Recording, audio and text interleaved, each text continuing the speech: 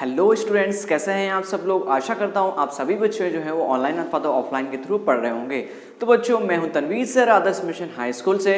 Welcome to my channel study with Tanveer sir. तो बच्चों, आज हम इस वीडियो के अंदर क्लास 10 सब्जेक्ट्स हमारा जो मैथ्स है उसका चैप्टर 7 यानी कोऑर्डिनेट जियोमेट्री यानी निर्देशांक ज्योमेट्री जो है वो हम यहाँ पे बच्चों पढ़ने वाले हैं।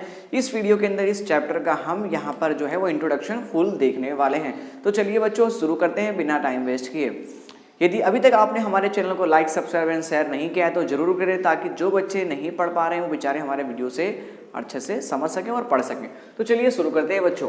तो कुछ इंपॉर्टेंट पॉइंट्स यहाँ पे लिखे हैं जो आपके लिए बहुत ही जरूरी है इस चैप्टर रिलेटेड, तो वो हम यहाँ पे देख लेते हैं। इसमें नंबर पहला पॉइंट लिखा है, मूल बिंदु का निर्देशांक जो होता है वो 0 0 होते हैं। अब ये क्यों लिखा हमने 0 0, मूल बिंदु का निर्देशांक 0 0 क्यों होता है तो उसका रीजन भी बताएंगे। पहले 3 पॉइंट पढ़ लेते हैं, ठीक है। उसके बाद एक्स अक्ष पर का स्थित किसी बिंदु के निर्देशांक यानी एक्स अक्ष पर कोई स्थित किसी बिंदु का निर्देशांक पूछेगा तो आप क्या बताओगे, एक्स बताओगे, और वाई पे क्या बताओगे, 0। क्यों? क्योंकि यहाँ पे एक्स पे पूछा इसलिए एक्स का जो होगा वो, और वाई पे बताओगे आप 0।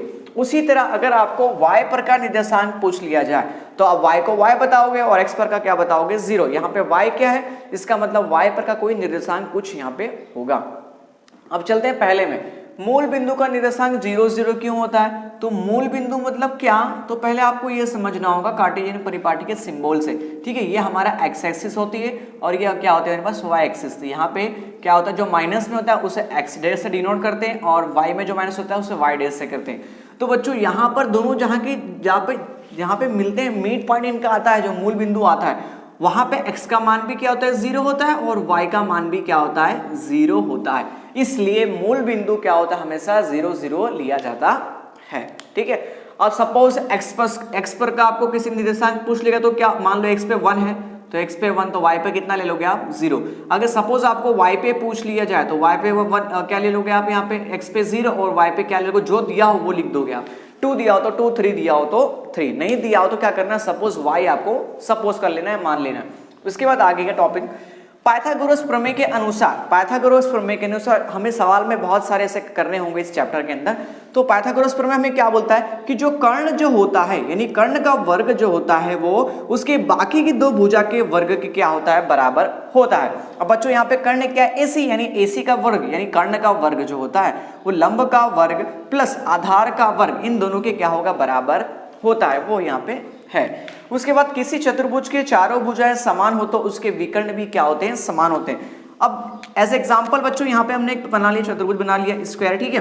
अब इसकी चारों भुजाएं क्या है, समान है, तो इसकी जो विकर्ण जो होंगी ये भी कैसे होंगी, समान होंगी, ठीक है। जो इसकी भुजा का मान होगा यानी मान लो विकर्ण का मान यहाँ पे आ गया 5 मीटर या सेंटीमीटर में, जिसमें भी आपने इसको लिया होगा तो ये भी कितना होगा, सेम 5 मीटर ही होगा। अगर सेंटीमीटर है तो सेंटीमीटर ही होगा, तो वो यहाँ पे दिया।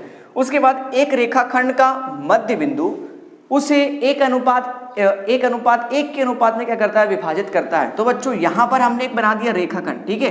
ये रेखाखंड है, इसके 2 मूल बिंदु 2 हैं, ठीक है। एक बिंदु ये और दूसरा बिंदु ये। अभी इसका मध्य बिंदु ये क्या है, यहाँ पे ये है, ठीक है। मान लिया मध्य बिंदु इसका O है, तो यहाँ पे एक भाग ये विभाजित किया और एक भाग ये विभाजित किया, यानी दोनों को वो 1:1 में विभाजित करेगा। अब सपोज एज एग्जांपल यहाँ पर एक रेखाखंड ले लिया, ठीक है। मान लो ये A है और ये क्या है, हमारा B है। अब क्या कर रहा है, ये A को जो है वो एक भाग में कर रहा है विभाजित और बाकी दूसरा क्या कर रहा है, यहाँ पे 2 भाग में कर रहा है विभाजित, ठीक है। अगर आपसे इसको नाम दे दिया जाए O, इसे नाम दे दिया जाए C, ठीक है। अब आपको यहाँ पे पूछ लेगी AO मतलब 1:2 क्या होगा, 2। तो यहाँ पे बच्चों कुल मिला के कितने अनुपात है हमारे पास, 3 है, 1 2 और 3। यहाँ पे कुल कितने मिल रहे हैं, 3 मिल रहे हैं, ठीक है। अब आपको पूछ लिया जाए कि AO बटे में OB, तो देखो AO जो है वो 1:1 में है, ठीक है, और OB जो है वो कितने अनुपात है, 2, यानी कितना लिख दोगे आप, 1:2 में कर रहा है विभाजित। समझ में आ गया। तो इसी तरह यहाँ पे हम लिख सकते हैं, आगे हमें इस तरह के सवाल करने होंगे, ठीक है। चलते हैं आगे टॉपिक की तरफ। समांतर चतुर्भुज के विकर्ण परस्पर समद्विभाजित करते हैं। तो बच्चों यहाँ पर हमने एक बना दिया समांतर चतुर्भुज, तो इसके जो विकर्ण जो होंगे ये विकर्ण भी परस्पर कैसे होंगे, समान होंगे। ठीक है, साथ ही त्रिभुज का समान होता है ये, अगर विकर्ण करेंगे परिच्छेद समांतर चतुर्भुज के अंदर। ठीक है, विकर्ण का मान भी क्या होगा, बराबर होगा, वही यहाँ पे दिए। यानी समांतर चतुर्भुज की जो विकर्ण, ये जो विकर्ण जो होती है वो समद्विभाजित करती है, यानी दो समान भाग में विभाजित करती है। ठीक है, आगे चलते हैं। मूल बिंदु जो त्रिभुज की मध्यिका में सर्वनिष्ठ हो उस त्रिभुज का केंद्रक कहलाता है। तो यहाँ पे हमने फिगर दिया है, इसके थ्रू आप समझ जाएंगे अच्छे से। ये हमने एक ट्रायंगल ले लिया, यानी त्रिभुज ले लिया, उसके अंदर एक क्या कर लिया, मूल बिंदु हमने ले लिया। तो ये जो मूल बिंदु जो होगा वो किसी भी एक ट्रायंगल को क्या करेगा, 2:1 में क्या करेगा, विभाजित करेगा। अगर ये पूछो तो 2:1 में क्या करेगा, विभाजित करेगा। वही यहाँ पे हम लिखा है, जो प्रत्येक मध्यिका यानी उसकी जो प्रत्येक मध्यिका जो होगी उसे 2:1 में विभाजित करता है। अगला दिया है बच्चों, 3 या अधिक बिंदु एक ही रेखा पर स्थित हो तो उन्हें सरेख कहा जाता है। यानी 3 या उससे अधिक बिंदु, यानी एक ही रेखा, ये मैंने एक बना दी बच्चों रेखा। ठीक है, ये एक रेखा बना दी मैंने। अब इस पे क्या हो, 3 बिंदु हो, चाहे क्या हो, उससे ज्यादा बिंदु हो गए, तो एक ही रेखा पर 3 या उससे अगर ज्यादा बिंदु होते हैं तो उन्हें सरेख कहा जाता है, कहते हैं। आगे देखते हैं, दो बिंदुओं के बीच की दूरी सदैव कैसी होती है, धनात्मक होती है। यानी दो बिंदु, एक ये बिंदु एक ये बिंदु, ठीक है, अगर इसके बीच की दूरी अगर पूछ लिया जाए तो इसकी दूरी कैसी होगी, हमेशा धनात्मक यानी प्लस में होती है, ऋण में होती नहीं है। आगे बच्चों कुछ इंपॉर्टेंट बेसिक फॉर्मूला देखते हैं जो इस चैप्टर के क्वेश्चन के लिए बहुत ही इंपॉर्टेंट है। इसमें बच्चों पहला फॉर्मूला यहाँ पे दिया गया, दो बिंदु, ठीक है, सपोज एक बिंदु P है, दूसरा बिंदु क्या है, Q है, उसके निर्देशांक हमें दे दिए गए। अब इसका मतलब होता है बच्चों कि पहला x1 और दूसरा क्या होता है, y1। ठीक है, दूसरा बिंदु तो पहला बच्चों हमारे पास x2 और फिर दूसरा क्या होगा, y2। इस तरह इसके ये निर्देशांक होते हैं। ठीक है, कि बीच की दूरी का अगर फॉर्मूला मतलब हमें अगर दूरी फाइंड करना है तो उसका फॉर्मूला होता है रूट में, ठीक है, x2 माइनस x1 का whole square plus y2 minus y1 का क्या होता है, होल स्क्वायर होता है। ठीक है, और इसमें रूट यहाँ पे लगा होता है, यानी करनी जो है वो लगी होती है। तो बच्चों सेम इसी तरह का जो क्वेश्चन जो है वो एक्सरसाइज 7.1 में हमें दिया गया है। साथ ही उदाहरण नंबर 1, 2, 3 जो है वो इसी पे डिपेंड होते हैं जो हमने बेसिक फॉर्मूला देखे, जिसमें आपको एक एग्जाम्पल में आपको ऐसा मिलेगा, यानी देख लेते हैं टेक्स्ट बुक के अंदर, जिसमें आपको उदाहरण अगर एग्जाम्पल नंबर 1 अगर आप देखोगे तो वहां पर आपको एक त्रिभुज दिए गए, यानी 3 उसमें उसके निर्देशांक देंगे। यानी आप सपोज कर लोगे कि एक निर्देशांक P Q R ऐसा सपोज कर लोगे। ठीक है, उसके बाद तो हमें क्या करना, यह त्रिभुज बनता है कि नहीं, तो हमने सीखा पाइथागोरस प्रमेय से, तो हम क्या करेंगे, यहाँ पे सभी बिंदुओं के बीच की दूरी निकालेंगे। यानी एक त्रिभुज है हमारे पास, ठीक है, तो मैं इसको मैंने मान लिया P, इसको मान लिया Q, इसको मान लिया R। तो हम पहले क्या करेंगे, PQ के बीच की दूरी फाइंड करेंगे, फिर क्या फाइंड करेंगे, QR के बीच की दूरी फाइंड करेंगे, फिर लास्ट में हम PR के बीच की दूरी क्या करेंगे, फाइंड करेंगे। तो बच्चों एक त्रिभुज कब बनता है, जब एक कर्ण जो होता है उसके बाकी के दो भुजा के बराबर होगा, तो भुजा के क्या बनेगा, त्रिभुज बनेगा। तो हम बच्चों आप इसका निर्देशांक फाइंड करोगे, यानी दूरी फाइंड करोगे, और इसकी दूरी फाइंड करोगे, इसकी दूरी फाइंड करोगे, तो आपको क्या होगा, वहां पर जो कर्ण जो होगा, मतलब बाकी की दो जो भुजा होगी वो कर्ण के भुजा के योग के क्या हो, वर्ग के योग के क्या होगी, बराबर मिलेगी। तो इस तरह आपका त्रिभुज क्या होगा, वहां पे कोई भी एक एंगल क्या होगा, समकोण होगा। तो वही एग्जांपल नंबर 1 है। उसके बाद एग्जांपल नंबर 2, अब एग्जांपल नंबर 2 कैसा, सेम इसी के जैसा, फर्क कितना है कि वहां पर एक क्या चतुर्भुज ले लिया गया। चतुर्भुज के सारे भुजाएं उसमें आपको क्या मिलेगी, यहाँ पे समान मिलेगी। ठीक है, तो वो क्या होगा, समांतर चतुर्भुज, मतलब एक चतुर्भुज यहाँ पे होगा, मतलब वर्ग कहलाएगा। ठीक है, उसके बाद आगे एग्जाम्पल नंबर 3 आप देखो, तो एग्जाम्पल नंबर 3 में हमें क्या दिया गया कि यहाँ पे 3 बिंदु दिए गए हैं। ठीक है, तो उसमें एक सीधी यहाँ पे सीधी लाइन में बैठे कि नहीं वो हमें बताना है। मतलब क्या, जैसे कि यहाँ पे हमने देखा एक ये क्या है, एक रेखा ले ली गई है। ठीक है, अब वो तीनों बिंदु जो है वो एक ही रेखा पर है कि नहीं वो हमें प्रूफ करना है। तो सपोज मान लीजिए यहाँ पे कि इस बिंदु के बीच की दूरी, ठीक है, यहाँ पे आपको कितनी मिल गई, 3 मिल गई, और इसकी कितनी मिल गई, 5 मिल गई, और पूरी की दूरी आपको कितनी मिल गई, पूरी 8 मिल गई। ठीक है, सपोज ये 3 है तो ये 2, और पूरी की दूरी हमें कितनी मिल गई, 5, यानी इसके योग के बराबर मिल गई। इसका मतलब क्या है, सीधी रेखा में। तो वही यहाँ पे बच्चों एग्जांपल नंबर 3 के अंदर क्या किया गया, सॉल्व किया गया है। ठीक है, उसके बाद एग्जांपल नंबर 4 अगर आप देखोगे तो वहां पे क्या दिया, x और y के संबंध ज्ञात कीजिए ताकि x और y बिंदु यहाँ पे 7, 1, यानी एक इससे मान लोगे P सपोज कर लोगे या A सपोज कर लोगे, और दूसरा एक बिंदु को B सपोज कर लेना, R सपोज कर लेना, जो भी आप चाहो। ठीक है, तो ये हम करेंगे थोड़ा आगे, जब तक पहले ये देख लेते हैं। ठीक है बच्चों, तो यहाँ पे पहला फॉर्मूला था हमारे पास दूरी का फाइंड करने का x2 माइनस x1 का whole square plus y2 minus y1 का होल स्क्वायर, फिर क्या होता है इसमें करनी आ जाता है। ठीक है, तो यहाँ पे एक बिंदु ये, एक बिंदु, तो सबसे पहले बच्चों आप क्या करोगे, यहाँ पे आपको लिख देना है। ठीक है, क्या लिखोगे, x1 इज इक्वल टू कितना हमें दिया है 2। ठीक है, उसके बाद x2 is equal to, x2 हमारे पास ये रहा 4। ठीक है, उसके बाद फिर आप लिखोगे y1 इज इक्वल टू कितना दिया है 3, then y2 is equal to हमारे पास कितना दिया है 1 दिए गए। ठीक है, अब क्या करना है आपको इस फॉर्मूले के अंदर रख देना। आप जैसे यहाँ पे हमने क्या लिया है P और Q, दो बिंदु ले लिए तो P और Q। ठीक है, फिर करनी में रख देना है आपको। फॉर्मूला हमारे पास है x2 माइनस x1 का whole square plus y2 minus y1 का होल स्क्वायर। अब इससे बच्चों क्या करोगे, आप सॉल्व कर लोगे। x2 की वैल्यू कितनी दी है 4, तो रख दो 4।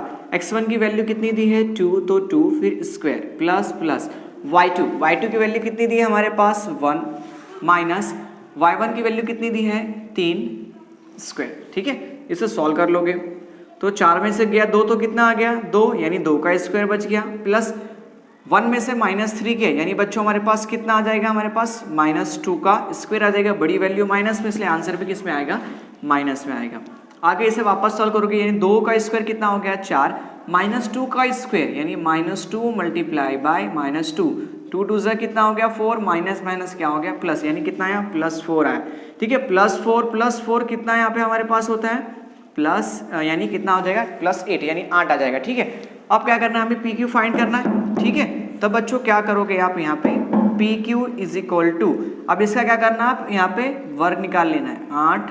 ठीक है, तो क्या हो जाएगा 2 चौक 8 का 4, 2 दूनी 4 का 2, 2 एकम कितना आ गया 2, यानी क्या करोगे बच्चों यहाँ पर आप क्या करोगे 2 निकालोगे बाहर और अंदर कितना आ जाएगा 2, यानी 2 दूनी 4 दूनी कितना हो जाएगा 8। इस तरह PQ का आंसर कितना आपके पास मिलेगा 2√2 यहाँ पे हमें प्राप्त होगा।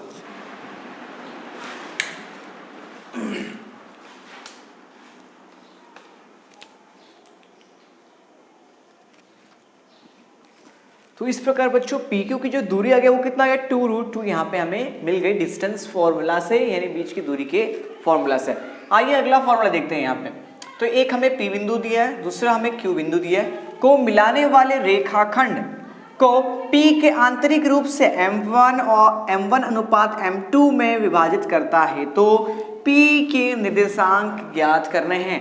अब यहाँ पे M1/N2 क्यों लिया गया, क्योंकि यहाँ पर बच्चों एक अनुपात दिया रहेगा। सपोज यहाँ पे 1:1 में करता है विभाजित। ठीक है, तो यहाँ पे M1 की जगह क्या लिखोगे 1 लिखोगे, M2 की जगह ये पहला वाला हमारा होता है M1, दूसरा वाला होता है M2 होता है। बाकी सारा फॉर्मूला जो है इसके मुताबिक आपको जो वैल्यू रख देना है।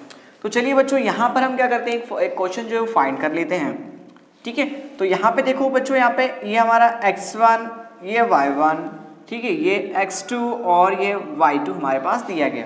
ओके, तो देखो m की वैल्यू यहाँ पे बच्चों आपको लिख देना है m1 इज इक्वल टू 1 और m2 इज इक्वल टू 1, ये लिख देना है यहाँ पे। ठीक है, तो चलिए m1 की वैल्यू कितनी दी है 1 दी गई है, x2 की वैल्यू हमारे पास कितनी दी गई 4, तो 4 प्लस m2 की वैल्यू कितनी दी गई हमारे पास 1 दी गई है, और x1 की वैल्यू कितनी दी गई हमारे पास 2 दी गई है। ठीक है, ओके, आगे चलते हैं m1 प्लस m2, यानी इसकी जो वैल्यू 1 + 1 कर देना। ठीक है, 1 + 1। ठीक है, ये तो x के लिए हो गया, तो 4 एकम कितना हो गया, गुणा किया तो 4 हो गया, प्लस 2 एकम कितना हो गया 2 हो गया, 1 एकम कितना 1 + 1 कितना हो गया 2 हो गया। आगे सॉल्व कर लो तो कितना हो गया 6/2, यानी 2 3 कितना हो गया 6, यानी बच्चों हमारे पास x की जो वैल्यू आ गई वो कितनी आ गई 3 हमारे पास आ गई। ठीक है, उसी तरह आप क्या करोगे y के लिए भी फाइंड कर लोगे। तो यहाँ पे m कितना दिया हमारे पास 1 दिया है, y2 की वैल्यू हमारे पास कितनी दी गई है 1 दी गई है। उसके बाद y1 की वैल्यू कितनी दी गई है 3 दी गई है, यानी m2 की वैल्यू 1 और y2 की वैल्यू 3, ये हमें यहाँ से मिल गया। चलिए आगे, m1 की वैल्यू 1, m2 की वैल्यू भी कितनी दी है हमारे पास 1 ही दी गई है।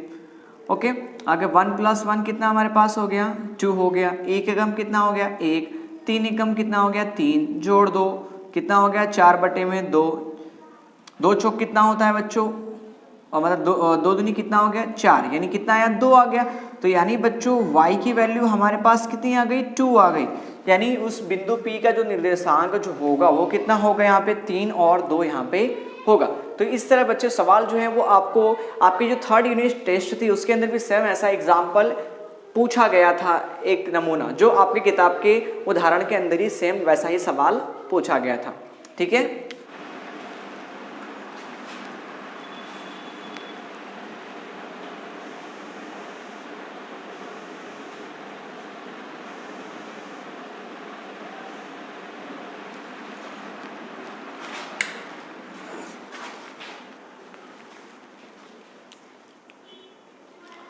अब बच्चों यदि आपसे पूछ लिया जाए कि 2 बिंदु दिए गए हैं, उसका मध्य बिंदु क्या करना है, आपको ज्ञात करना है। मान लीजिए ये एक हमारी क्या है, एक रेखाखंड है, ठीक है, इसके बीच का मध्य बिंदु आपको फाइंड करना, तो कैसे फाइंड करोगे। सपोज एक बिंदु ए है, दूसरा बिंदु बी है, इसके निर्देशांक 2 और 4 दिया है, इसका बिंदु हमें दिया गया 0 और हमें 2 दिया गया। ठीक है, तो इसका बीच का जो मध्य बिंदु ओ है उसका आपको क्या करना है, निर्देशांक फाइंड करना है। तब आप बच्चों क्या करोगे, ये फॉर्मूला रखना है। ठीक है, x के लिए x1 प्लस x2 अपॉन 2 और y के लिए y1 प्लस y2 अपॉन क्या करोगे, 2 रखोगे। ठीक है, हमें पता है पहला क्या होता है x1, तो यहाँ पे लिख देंगे x1। ठीक है, आगे क्या बोलता है, x2 की वैल्यू कितनी दी है 0, तो प्लस 0 अपॉन में 2। ठीक है, उसके बाद 2 प्लस 0 यानी कितना होगा 2 अपॉन में कितना होगा 2, 2 एकम कितना आ गया 1 आ गया, यानी बच्चों x की वैल्यू कितनी मिल गई 1 मिल गई। आगे चलते हैं y के लिए, y1 प्लस y2, y1 की वैल्यू 4, y2 की वैल्यू कितनी दी है 2, यानी 4 प्लस 2 अपॉन में 2, जोड़ दो कितना हो गया 6 अपॉन में 2, 2 3 कितना हो गया 6, यानी कितना हमारे पास आया 3 यहाँ पे आया, यानी बच्चों y की वैल्यू हमारे पास कितनी आ गई 3। तो इस तरह की मध्य बिंदु आप क्या कर सकते हो, फाइंड कर सकते हो इस फॉर्मूले की मदद से। अगला बच्चों हमारे पास फॉर्मूला आता है इस चैप्टर का, अगर आपको 3 यहाँ पे त्रिभुज के 3 बिंदु दिए गए, तीनों के निर्देशांक आपको दिए गए हैं, ठीक है, इसे शीर्ष बोलते हैं त्रिभुज के, तो त्रिभुज का क्षेत्रफल फाइंड करो। तो उसका बच्चों एक फॉर्मूला होता है निर्देशांक का फॉर्मूला, जिसकी मदद से आप क्या कर सकते हो, क्षेत्रफल जो है वो त्रिभुज का फाइंड कर सकते हो। तो आपको लिखना होगा यहाँ पे ट्रायंगल ABC, यहाँ पे क्षेत्रफल फाइंड करना है, इसका मतलब आप इसको क्या बनाओगे, एक साइड का मोटा बनाओगे। त्रिभुज ABC का क्षेत्रफल इज इक्वल टू 1/2, ब्रैकेट में आप अगर यहाँ पे लेते हो x1, ठीक है, तो x के बाद क्या आता है y आता है, तो यहाँ पे ये 1 की जगह पे 2 ले लेना है, 2 के बाद बच्चों क्या आता है 3, तो यहाँ पे ले लोगे 3, बीच में लगा देना है minus y2 minus y3 plus x1 हो गया, फिर बच्चों क्या आया x2 आया, तो x2 ले लो। ठीक है, अब y3 हो गया, y3 के बाद क्या आएगा y3 सेम आएगा, यानी 2 के बाद 3, फिर 3 के बाद क्या वापस आता है बच्चों, वापस 1 आ जाएगा। ठीक है, अब x2 भी हो गया, फिर क्या आ गया x3, या फिर ये सेम पॉइंट आपको यहाँ पे लिख देना y1 माइनस बच्चों क्या हो गया y2, फिर इसका ब्रैकेट क्या करना है हमें यहाँ पे क्लोज कर देना है। ठीक है, ये इसका फॉर्मूला होता है। तो मैंने बच्चों यहाँ पर एक एक्सरसाइज का क्वेश्चन भी लिया गया ताकि हम इसे सॉल्व करके आपको समझा सकूं। तो ठीक है, चलिए इसे सॉल्व कर लेते हैं हम। ठीक है, हमारे पास ABC तीनों त्रिभुज के निर्देशांक दिए गए, तो हमें त्रिभुज का क्षेत्रफल फाइंड करना है। 1/2, x1 की वैल्यू कितनी दी है 2 दी गई है, y2 की वैल्यू कितनी दी है 0, माइनस y3 की वैल्यू कितनी दी है -4, ब्रैकेट क्लोज, प्लस आगे क्या कह रहा है x2 कितना दिया हमारे पास -1, फिर ब्रैकेट में कितना है y3 माइनस y1, y3 की वैल्यू हमारे पास है -4, फिर -1 कितना है y1 हमारे पास दिया है 3 दिया हुआ है, प्लस x3 की वैल्यू हमारे पास कितनी है, x3 की वैल्यू हमारे पास है 2, तो यहाँ पे लिख दिया है 2, y1 की वैल्यू कितनी हमारे पास है 3, माइनस y2 की वैल्यू कितनी है हमारे पास 0, यानी ब्रैकेट क्लोज कर देते हैं। ठीक है, आगे चलते हैं बच्चों, 1/2, 2 का 2 आ गया, माइनस माइनस क्या हो गया प्लस हो गया, प्लस आगे चलते हैं -1 -4। ठीक है, पहले इसको हम कर देंगे, तो -3 और -7, यानी बच्चों हमारे पास कितना हो गया माइनस माइनस प्लस, लेकिन सिंबल क्या रहेगा माइनस, यानी 4 और 3 कितना हो गया 7 हो गया, प्लस। ठीक है, यहाँ पे 2 का 2, 3 - 0 यानी कितना रह गया 3, ब्रैकेट क्लोज। ओके, 1/2 का 1/2, 4 दूनी कितना हमारे पास हो गया 8 हो गया, प्लस -1 × -7 यानी कितना हो गया 7 एकम 7, माइनस माइनस क्या हो गया प्लस हो गया, प्लस 3 दूनी कितना हो गया 6 हो गया। अब 6 और 7 बच्चों हमारे पास कितना हो गया 13 और 8 हमारे पास कितना हो गया बच्चों 13 और 8 कितना होता है 21, यानी हम क्या लिखेंगे 21, फिर 1/2 इतना हमारे पास आया। ठीक है, अब क्या करो इसको, इधर 21 से कम कितना हो गया 21, यानी 21/2 इसे राइट करोगे। तो इस प्रकार बच्चों त्रिभुज ABC का क्षेत्रफल जो आया वो हमारे पास कितना आया, 21/2 आया। ठीक है बच्चों, तो इस तरह आप क्या कर सकते हो, फाइंड कर सकते हो। इसका बच्चों दूसरा एक और फॉर्मूला होता है, वो कौन सा फॉर्मूला, यहाँ पे जिस तरह आपने x1 लिया, अगर आप यहाँ पे लेते हो y1, तो यहाँ पे जो आप y लिखा है ये किस में चेंज हो जाएगा, ये x में बदल जाएगा। जब आप यहाँ पे y1 की वैल्यू लेते हो तो इस तरह भी आप फाइंड करोगे तो आंसर आपका सेम आएगा। अगर बाहर आपने x से मल्टीप्लाई कर रहे हो तो अंदर क्या होगा, y वाला माइनस होगा। अगर आप बाहर y से मल्टीप्लाई कर रहे हो तो अंदर क्या होगा, x होगा। ठीक है, इस तरह सेम हो जाएगा। आशा है आप सभी बच्चों को ये जो है पांचवा फॉर्मूला समझ में आ गया होगा। आखिरी फॉर्मूला बच्चों इस चैप्टर का आता, त्रिभुज के केंद्रक का निर्देशांक, यानी कोई एक त्रिभुज हमें दे दिया गया, ठीक है, सपोज एक हमें यहाँ पे त्रिभुज दे दिया, उसके केंद्रक का निर्देशांक मुझे क्या करना है, यहाँ से फाइंड करना है। ये मेरे पास x1 y1 दिया गया है, ये x2 y2 भी मेरे पास है, और y3 मतलब x3 y3 भी मेरे पास तीनों निर्देशांक हैं। तो किस तरह फाइंड करोगे, तो x1 की वैल्यू रख देना, y2 की x2 की वैल्यू रख देना, x3 की रख दो, अपॉन में क्या 3, यानी 3 हो जाए इसलिए 3, तो आपको x का निर्देशांक मिलेगा और उसके बाद y का निर्देशांक भी मिलेगा। तो इस तरह आपको क्या होगा, किसी भी त्रिभुज के केंद्र का निर्देशांक मिल सकता है इस फॉर्मूले की मदद से। जिस तरह मध्य बिंदु मिलता है रेखाखंड का, रेखा का, उसी तरह आप इस फॉर्मूले की मदद से त्रिभुज का भी केंद्र का निर्देशांक फाइंड कर सकते हो। आशा है आप सभी बच्चों के लिए वीडियो जो है बहुत ही हेल्पफुल होगा, जो इंट्रोडक्शन की हमने वीडियो बनाई है। मिलते हैं बच्चों अगले वीडियो में, तब तक दीजिए तनवीर सर को इजाजत। तब तक के लिए बच्चों जय हिंद, जय भारत।